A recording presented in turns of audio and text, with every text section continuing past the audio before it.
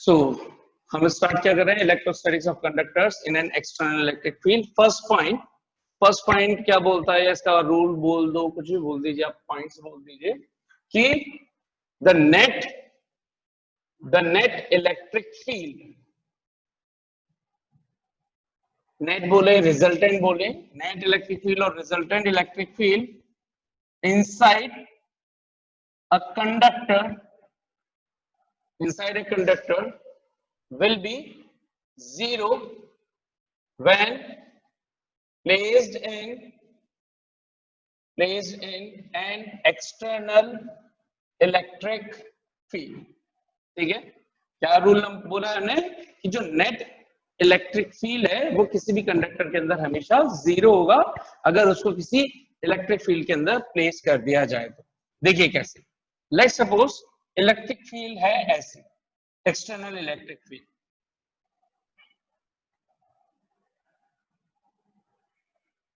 so arrows are representing the direction of electric field।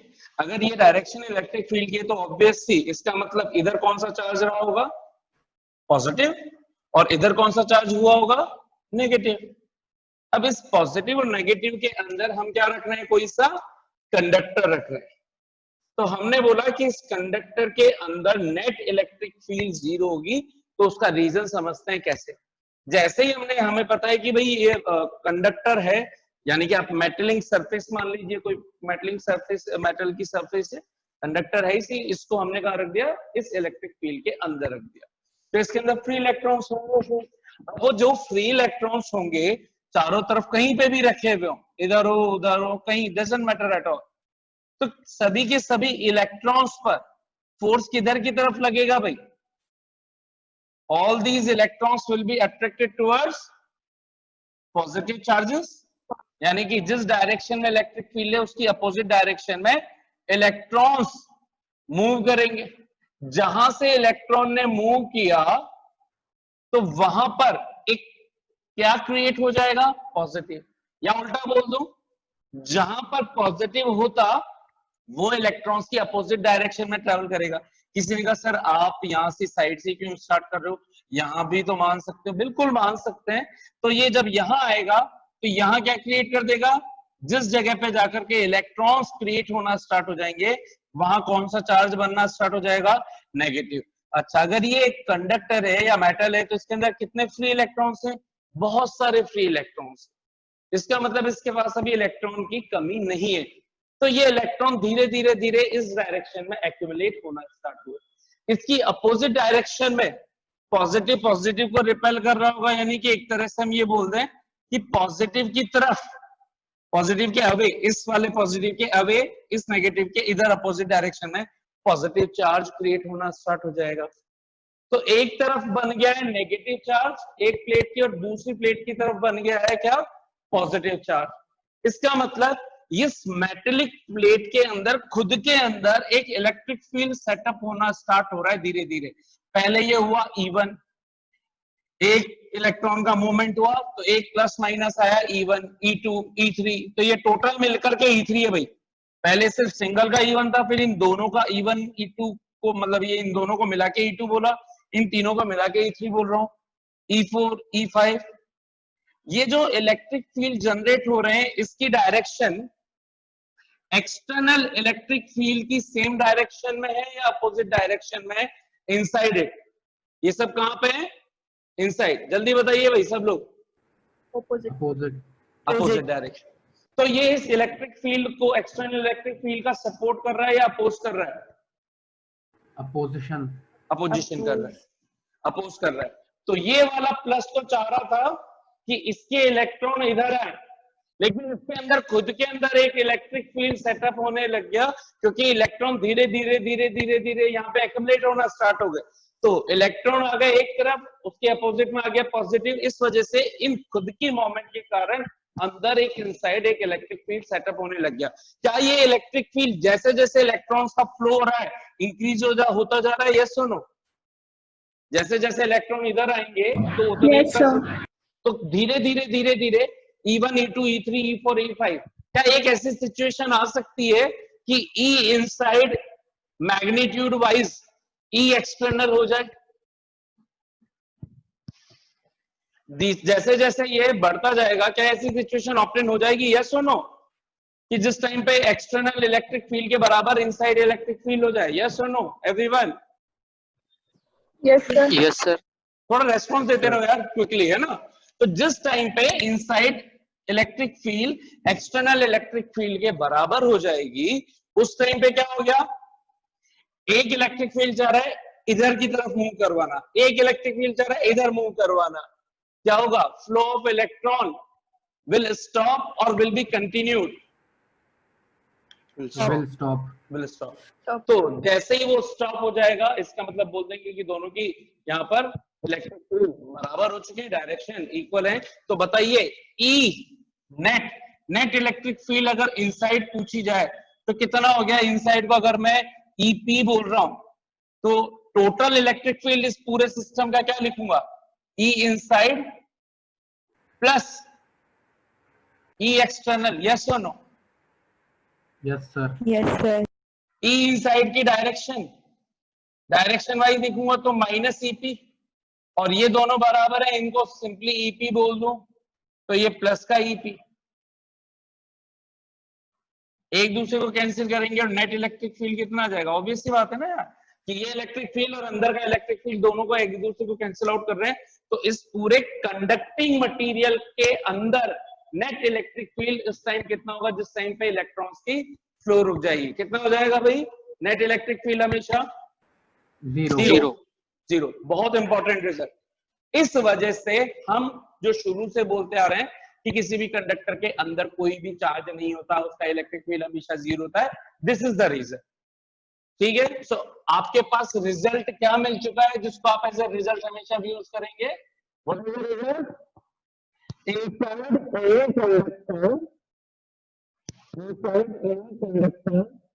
Sir ये आपकी आवाज नहीं आ रही।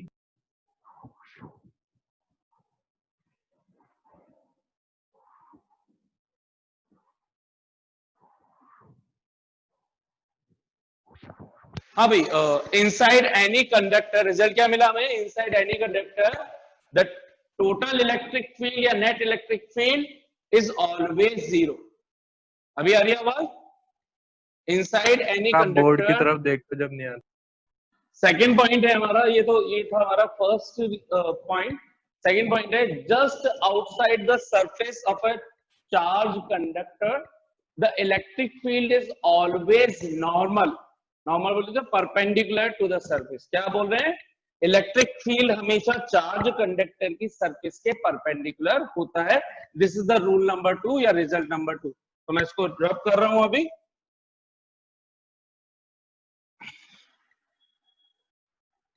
और सेकेंड रूल लिख रहे हैं हम,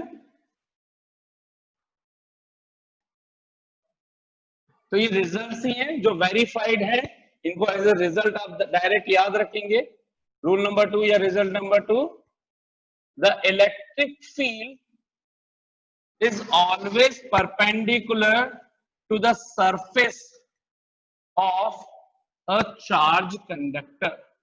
जो भी चार्ज कंडक्टर होता है, electric field the electric field outside the is perpendicular to the surface of conductor outside इसलिए लिख दिया क्योंकि इनसाइड तो जीरो होता ही होता है। ठीक है, तो लेट्स सपोज देखिए अब यहाँ पे इसको कि कैसे इसको वेरीफाई कर सकते हैं इस रिजल्ट को भी, कि क्या इलेक्ट्रिक फील्ड हमेशा सरफेस के परपेंडिकुलर होना जरूरी है। कोई बता सकता है मुझे कि ऐसा क्यों होगा, रीजन कोई बताना चाहे पहले। Third point is the net charge in the interior of a conductor is zero. कैसे समझेंगे, the net charge in the interior of a conductor is zero.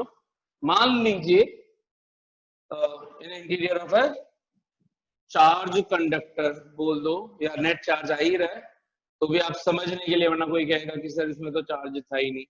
मतलब किसी कंडक्टर को चार्ज किया गया और फिर बोल रहे हैं कि inside the net charge should be zero. तो इसको एक्सप्लेन कैसे करेंगे, तो इसकी एक्सप्लेनेशन बड़ी आसान है। तो बोला गया कि भाई ये स्फेयर मान लिया, कुछ भी कैसा भी रैंडम शेप मान लिया, अगर इसको आप चार्ज दे रहे हो, सॉलिड फिगर भी है ये, मान लीजिए सॉलिड है, सॉलिड स्फेयर है, तो भी वो चार्ज अंदर नहीं रहेगा, वो सारा का सारा चार्ज कहाँ पे आ जाता है, चार्ज आपने अंदर दे भी दिया, कुछ भी किसी भी तरीके से अंदर के इलेक्ट्रॉन्स को निकाल दिया, तो भी जो चार्ज फॉर्म की हम बात कर रहे हैं वो चार्ज कहाँ पे एज्यूम किया जाता है या कहाँ पे Surface पे। होता है? सरफेस। उसका रीजन कोई बता सकता है मुझे क्यों होगा? वैसे इजी है इसका रीजन बताना। रूल नंबर 2 है जी? सर बोलो। चार्ज अंदर होता है तो इलेक्ट्रिक फील्ड अंदर से पास होगी। क्या चार्ज अगर अंदर होगा तो इलेक्ट्रिक फील्ड कंडक्टर के अंदर से पास होगी। वेरी गुड, ठीक है। तो इसका रीजन ये रहा, ई इनसाइड कितना है, ये इस रिजल्ट को अब यूज करेंगे कि सिंस ई इनसाइड कितना होता है भाई? जीरो। इनसाइड जीरो, अगर इनसाइड इलेक्ट्रिक फील्ड जीरो है तो बताओ इलेक्ट्रिक फ्लक्स की डेफिनेशन क्या है? According to definition of electric flux, बोलो जल्दी से क्या है इलेक्ट्रिक फ्लक्स की डेफिनेशन एवरीवन? या थोड़ा थोड़ा क्विक रेस्पॉन्स हो यार, ऐसे मत करो बिल्कुल, तुम लोग तो बैठे रहते हो ds हैं। into ds phi e is equals to close integration of e into ds या simply e dot delta s। It should be क्या होना चाहिए? बोलो e into ds में e क्या हो गया? जीरो। तो फाइनल आंसर क्या आ जाएगा? जीरो। इसका मतलब phi e की वैल्यू हो गई जीरो। अब अगर मैं बोलूं कि बाय गॉसेस लॉ बोलो क्या बोलता है? phi is equals to summation epsilon naught phi is equals to sigma Q upon epsilon not, यानी कि ये नेट चार्ज। ठीक, इस नेट चार्ज को अगर हम क्यू बोल दें, क्यू अपॉन एप्सिलॉन नॉट, तो इसका मतलब मैं क्या बोल दूं? इक्वेशन 1 और इक्वेशन 2 दोनों ही इसी को रिप्रेजेंट कर रहे हैं, तो Q net upon epsilon not should be zero. तो क्यू नेट बताओ कितना हुआ? जीरो जीरो कहां पर, कब सिचुएशन मानी है मैंने? इनसाइड। तो इनसाइड इनसाइड कहां तक आ गई? ये गॉसेस लॉ अप्लाई कैसे किया मैंने? I am assuming that I have taken the Gaussian surface just before the boundary of the surface, जहां पे उसकी सरफेस है आउटसाइड सरफेस की जस्ट बिलो, वहां तक की मैंने गॉसियन सरफेस मान ली। और हमें पता है कि इनसाइड गॉसियन मतलब जहां सरफेस से जस्ट बिलो है वहां तक तो इनसाइड जीरो रहता है, ये ई जीरो होगा तो फाई ई भी जीरो होगा, फाई ई जीरो हुआ तो गॉसेस ये बोलेगा गॉसियन सरफेस बनी रही है, प्रॉपर्ली बनी रही है, तो गॉसियन सरफेस के according phi E should be summation to total net charge inside the Gaussian surface upon epsilon naught. ये दोनों एक को रिप्रेजेंट कर रहे हैं, यहां से आएगा नेट चार्ज जीरो। तो इसका मतलब हमेशा चार्ज नेट चार्ज किसी कंडक्टर या चार्ज कंडक्टर के अंदर हमेशा सरफेस पे जाकर के एक्यूमुलेट होगा, इनसाइड कभी भी कंडक्टर के अंदर नहीं रह सकता। यस और नो? कंडक्टर की बात कर रहे हैं भाई हम, ना कि नॉन कंडक्टर्स की। तो ये कितनों को समझ में आ गया? Third point. Next rule is potential is electric potential, है ना? Electric potential is constant within and on the surface of a charged conductor. हाँ भाई, who is going to explain it? कोई बोलना चाहता है कि should I explain only? Sir again charge जो है वो स्टैटिक पोजीशन में है, वो मूव नहीं कर रहा, तो कोई वर्क डन भी नहीं होगा, और वर्क डन नहीं होगा तो पोटेंशियल डिफरेंस भी नहीं आएगा। ठीक है, तो तुम कहना चाह रही हो कि पोटेंशियल भी जीरो हो जाएगा अंदर, यस? ये बोलना चाह रहे हो ना? पोटेंशियल जीरो नहीं होगा हाँ, तुम तो कह रही हो वर्क डन जीरो हो गया। सर, नहीं पोटेंशियल जीरो नहीं होगा क्योंकि वहां पे और भी तो चार्जेस है ना। तुमने तो वर्क डन जीरो कराया तो पोटेंशियल तो जीरो हो गया। Sir work done zero. Sir हाँ बोलो। चार्ज इनसाइड द कंडक्टर तो रेस्ट पर है तो वो मूव नहीं करेगा, तो इलेक्ट्रिक फील्ड जीरो हो जाएगा, और फिर इलेक्ट्रिक फील्ड जीरो होगा तो वो E is equal to minus DV by D R वाले फॉर्मूले से वी कांस्टेंट हो जाएगा। ठीक है, इसमें चार्ज का कॉन्सेप्ट कहाँ से आया पहले तो ये बताओ, कि चार्ज मूव नहीं हो रहा है, इसका कॉन्सेप्ट कहाँ से आया? इसकी जरूरत कहाँ है तभी तो फिर अरे तो ई तो 0 है ना अंदर। हाँ वो रूल नंबर मतलब ऊपर जो पड़ा उससे ले सकते हैं। ई इनसाइड 0, हम तो अंदर की तो बात कर रहे हैं, अंदर और on the surface. On the surface पर आप बोलोगे कि चार्ज मूव नहीं कर रहा, बिल्कुल ठीक है। और इनसाइड द सरफेस क्या हो रहा है, चार्ज ही नहीं, चार्ज ही नहीं है। तो ई क्या हो जाएगा इसके अंदर, ई इनसाइड कितना है 0, ई इनसाइड 0। तो वी इनसाइड पूछे तो वी और ई में क्या रिलेशन होता है, E is equal to DV upon D R, यही होता है ना। Yes sir. माइनस माइनस ठीक है, माइनस का ई इनसाइड। तो ई इनसाइड कितना है साहब 0, इसका मतलब मैं इसको लिख सकता हूं D V inside upon D R is equal to 0, yes और नो। तो Yes, sir. वी इनसाइड कितना हो गया, कांस्टेंट। 0 और Constant. DV constant, V inside क्या हो जाएगा भाई, Constant. Differentiation of V with respect to R is 0। किसका डिफरेंशिएशन कांस्टेंट होता है, D over DX of which quantity comes 0, constant. Constant. तो इसलिए ये जो अंदर लिखा हुआ है, जो भी ये लिखा हुआ है, इसका डिफरेंशिएशन 0, इसका मतलब इट शुड बी कांस्टेंट। ठीक, ऊपर वाले के लिए आपने सही बोला कि वर्क डन 0 हो गया क्योंकि चार्ज मूवमेंट नहीं हुआ, तो वर्क डन 0 का मतलब भी बेटा यही हुआ है, बिल्कुल ठीक बोले हो आप। बस आपको ध्यान रखना है, इसीलिए मैं हमेशा डेल्टा वी बताता हूँ पोटेंशियल डिफरेंस को, इसलिए मैं कभी भी वी नहीं लिखता। आपको फर्स्ट डे मैंने आपको बोला था कि I always prefer to write delta V instead of V. Books में आपको नोटेशन वी मिलेगी, मैं इसलिए ही प्रेफर ये करता हूँ।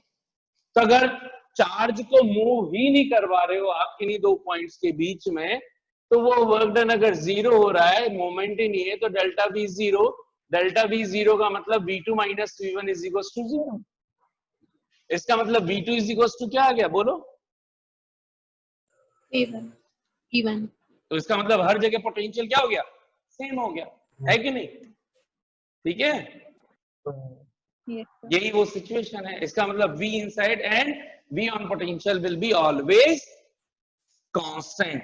तो e इनसाइड 0, एक रिजल्ट ये मिल गया, v inside is equal to v just surface वाला, और ये कि हमेशा क्या बना रहेगा कांस्टेंट। अगर r डिस्टेंस बोलते हैं कि r डिस्टेंस पर है तो kq बाय r, ठीक है, ये होता है। ठीक, अच्छा, नेक्स्ट पॉइंट है, तो ये सभी को भाई अच्छे से क्लियर हो चुका है ये वाला पॉइंट। नेक्स्ट रूल है rule number 6, electric field is 0 in the cavity of hollow conductor। यहां पे मैं चार्ज कंडक्टर की बात नहीं कर रहा, कोई सा भी होलो कंडक्टर हो या कोई सी भी कैविटी हो, electric field is always 0 in the cavity. ठीक है, आप चाहो तो लिखना चाहो तो लिख दो, उसमें कोई दिक्कत नहीं है। फिर अगर ये बनाओगे तो ये वापस इसी फॉर्मेट में आ जाएगा, चार्ज कंडक्टर। ठीक है, तो electric field inside the conductor will be 0। अब आपने ये बोल दिया वो बोल दिया, उसमें कोई डिफरेंस ज्यादा नहीं रह गया, लेकिन इसका यूज है, बहुत बड़ा यूज है। ठीक है, कहां पे यूज है, जो हमारा नेक्स्ट टॉपिक होने वाला है। अच्छा, इसको एक्सप्लेन करने की जरूरत है क्या, तो समझ में आ गया क्या सभी को कि इलेक्ट्रिक फील्ड हमेशा किसी भी अगर कोई कंडक्टर है तो उसको कैविटी वाला होलो है, यानी कि स्फेयर होलो ले लूं या सिलेंडर होलो ले लूं, तो वो हमेशा कहां पे लाई करेगा, उसका टोटल चार्ज हमेशा भाई एवरीवन कहां होना चाहिए, ऑन द सरफेस। ठीक है, क्या इनसाइड, जैसे फॉर एग्जांपल अगर मान लीजिए एक मैंने ये होलो, जैसे ये मान लीजिए ये जैसे टायर होता है ना, ट्यूब होती है, ट्यूब उस तरह का ये। ठीक, तो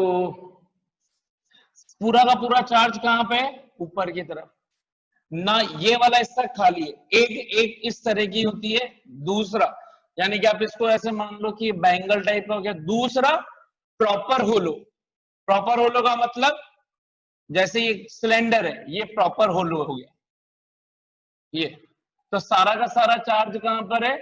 केवल ऑन द सरफेस, ये इधर, ये जैसे मार्कर है, मार्कर को का अगर मैं ये हिस्सा खाली कर दूं, इसके अंदर से इस चीज को हटा दूं, तो ये वाला जो हिस्सा आपको दिख रहा होगा, अगर ये देखोगे ये वाला होलो, तो इसके अंदर अगर चार्ज दोगे तो वो हवा में तो रहेगा नहीं, सारा का सारा चार्ज अगर इसको मेटेलिक मानोगे तो कहां पे आ जाएगा? इसकी पूरी एंटायर इस व्हाइट वाली सरफेस पे आ जाएगा, कोई भी चार्ज अंदर नहीं रहेगा। ठीक है, तो किसी भी तरह का आप मान लीजिए हमेशा कहां पे रहना है। अच्छा, अगर मैंने एक बॉक्स बना दिया, shape doesn't matter at all, cuboid बना दिया, क्यूब बना दिया, अगर ये पूरा का पूरा मेटेलिक टिन है, मेटेलिक बॉक्स है, तो इसके अंदर भी चार्ज कुछ भी नहीं रहेगा, वो सारा चार्ज कहां पे आ जाएगा? इसकी एंटायर द सरफेस। ठीक, ये जो इसकी आउटसाइड प्लेट्स हैं उस पर ये सारा का सारा चार्ज आ जाएगा, ये बाहर की तरफ वाले हिस्से पर साइड्स वगैरह के अंदर ये सारा का सारा चार्ज एक्यूमुलेट हो जाएगा, इनसाइड कुछ भी नहीं बचेगा। क्लियर है? इतना समझ में आता है सभी को?